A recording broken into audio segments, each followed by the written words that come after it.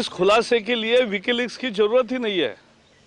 पहले दिन से भारतीय जनता पार्टी कह रही है कि ये साफ है कि भारत सरकार की आतंकवाद से लड़ने की कोई कारगर नीति नहीं है और इसलिए जो भी अवसर आए हेडली और राणा के गिरफ्तार होने के बाद वो हमने गवा दिए।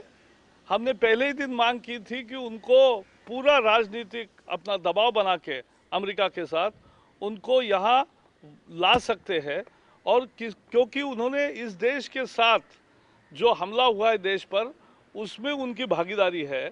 अगर वो कबूल कर रहे हैं तो वो यहाँ सजा भुगतेंगे तो उनको ला सकते थे। केवल उनसे जानकारी प्राप्त करने के लिए यहाँ से टीमें भेजना वगैरह ये एक उपचार है। कोई सरकार की मंशा नहीं है कि आतंकवाद से सही तरीके से लड़े और इसीलिए विकीलीक्स के खुलासे से केवल यही बात साबित हो गई कि जो भारतीय जनता पार्टी पहले दिन से कह रही है कि इस सरकार की आतंकवाद के विरोध में लड़ने की कोई कारगर नीति नहीं है और यही साबित हो गया है।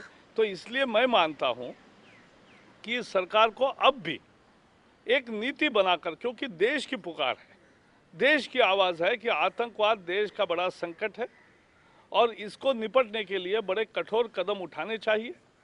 लेकिन जिस तरह से अब आतंकवाद से लड़ाई में ढील सरकार खुद दे रही है और हर बार डोज़ायर भेजती है पाकिस्तान को, पाकिस्तान वो रद्दी के टोकरी में डालता है, ये बार बार हो रहा है। 26/11 के हमलेवर अभी भी पाकिस्तान में मज़े से रह रहे हैं और उनको कोई परेशानी नहीं दिखती है और वो भारत के हवाले होने चाहिए थे।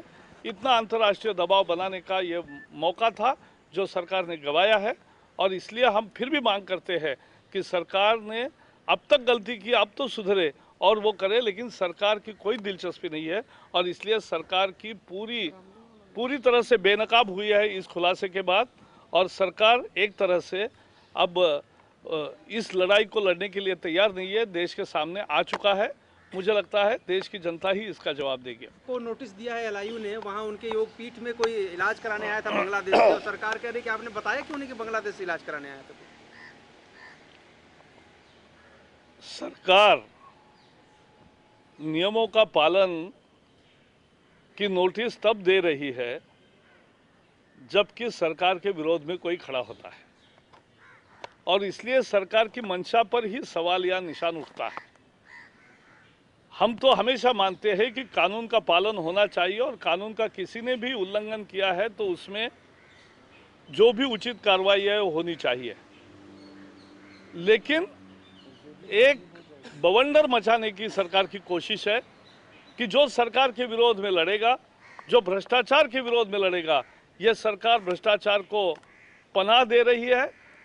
सरकार ही भ्रष्टाचार में पूरी तरह से लिप्त है और इसलिए यह सरकार कोई भी आंदोलनकारी हो, भारतीय जनता पार्टी है, उनको पीटती है।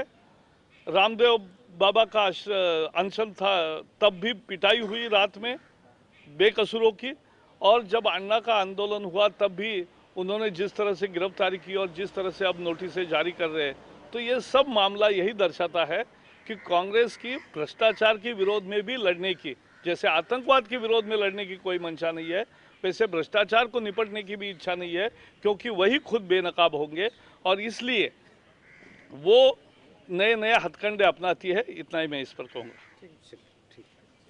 हिंदी हो सर, ये खुलासा किया सर, विकीलीक्स में खुलासा हुआ है कि मोदी प्रधानमंत्री बनना चाहते हैं। क्या मोदी दिन में दिवा स्वप्न देख रहे हैं नरेंद्र मोदी? नहीं, ये कोई सवाल नहीं है। नेक्स्ट। Sir, land